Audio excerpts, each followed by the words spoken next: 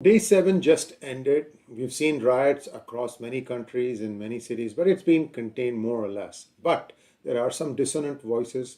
But more importantly, I want to talk to you today about what I think Israel's strategy is going to be. By the way, I hope you saw my yesterday's video about actions have consequences, and I had suggested that Israel is perhaps taking a page out of PV Narasimha's book on how he dealt with Hazratbal crisis. So let's take a quick look. I have a few slides to share with you. Now, if you look at what Israel is doing, Israel is now saying that everyone in the shaded region should start moving south.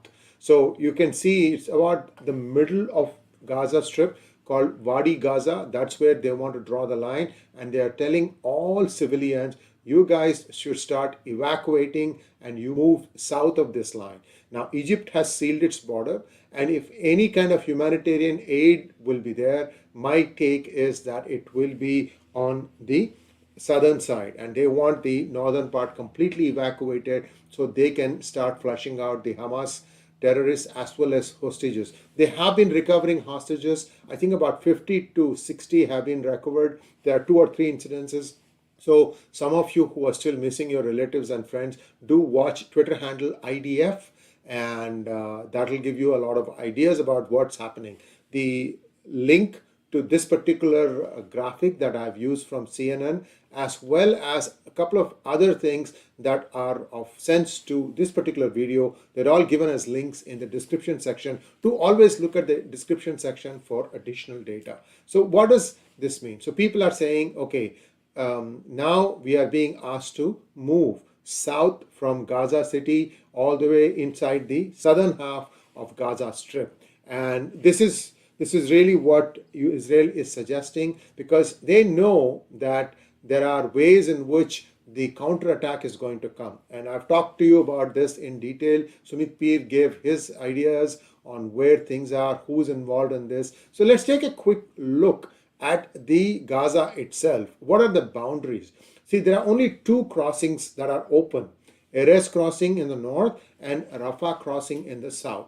The Rafah crossing is sealed by Egypt, so no one can get in or out on that side. On the northern side, that's where Israel is waiting to get in. They have 3 options. I mean, of course, they can tear down the fenced wall. It is a concrete barrier. It's got barbed wire, intrusion detection equipment, watchtowers, and so on and so forth. So they are going to come in from the north. That we know for sure. What are the options they have? They can come in from Erez. They can come in from Nahal Oz, which was closed in 2010. They can come in from Karni Crossing, which was closed since 2011. Now, they've also taken out the Gaza power plant. That was the only plant that was functioning inside Gaza to power the city, and now that was giving 16% of the power for Gaza area. The rest was being provided from Israel. That was shut off a long time ago. Even this is gone now. So they are completely based on now running on diesel generators and things like that, and these are difficult to keep in underground tunnels. You understand that, right? Now, the other interesting thing about this map is Gaza used to have its own international airport that has been closed since 2002. Why I'm saying all this is this problem is not something that happened just a few weeks ago. It's been around for a long time, decades as a matter of fact.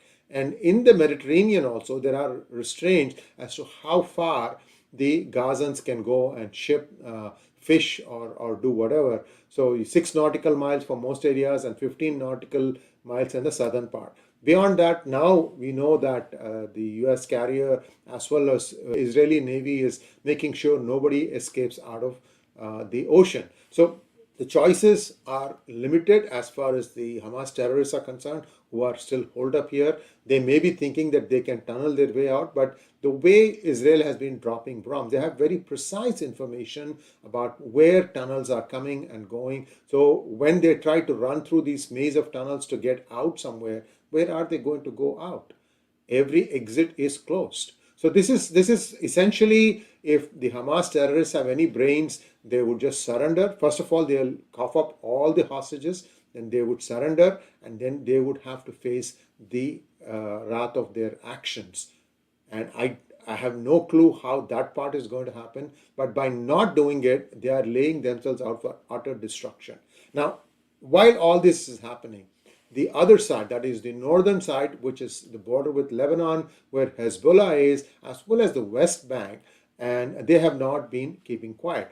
There have been intrusions from the Lebanon side, and they actually breached a part of the fence, and the Israeli Defense Forces fought back, threw them out, and they have gone back into Lebanon. But you can see that there will be repeated attempts to breach the barriers, the fence that is there, that wall that is there between Lebanon and Israel. Remember, all these things are being constructed at Israel's expense. The key thing about Lebanon is that while that area is mountainous and hilly, the port city of Haifa, which is where most of the technological center of Israel is barely 40 kilometers away. I think it is 40 kilometers, if not 40 miles, which is 64 kilometers. Don't kill me on some of these data. I mean, I'm listening to so many different things. Sometimes I can't remember the exact precise details. 40 or 64, whatever the number is, it's pretty close for a precise rocket to come and cause destruction in Haifa. Now, on the West Bank also, you're seeing a lot of skirmishes. Some of the Hamas terrorists who came in from Gaza have taken up residence there. They have taken up refuge there. So there is activity going on there also. And these are all pitched battles. You are going to see more and more information come from there, because this is the additional front that has opened up. So you have a northern front, they have an eastern front, and they have the southern occupation of Gaza, which is imminent. So far, they have not gone in, no ground action. They have been just taking out targets. For example, the main Hamas architect, his family has been taken out. The entire building has been taken down. We don't know if that person was hiding there or not. Muhammad Deef or something like that is his name. So all these things are happening even as we speak, and there will be more action today. Now, this is where things have to be pointed out. This is the All India Muslim Personal Law Board, and they've issued a statement. This statement has been issued in Hindi, in Urdu, and they are trying to explain that this Hamas move is a natural reaction against Israel. They don't make a single mention of the atrocities.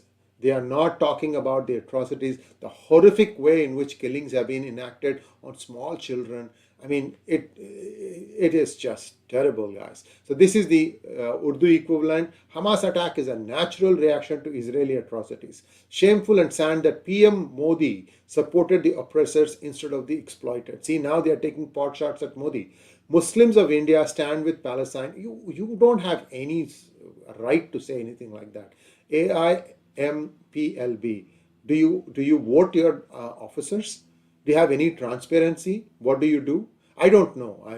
If it is a completely democratic organization where elections happen and every part of India has been represented in this board and that they are all democratically elected, then I would accept that this is some sort of the voice of the Muslims. So these things are important. We have to start challenging them. For far too long, we were thinking, oh, these are minorities, let's be kind to them, let's be nice to them. I think that time is over now. It has to be challenged. It has to be rebutted. Unless you do that, these things will not go down.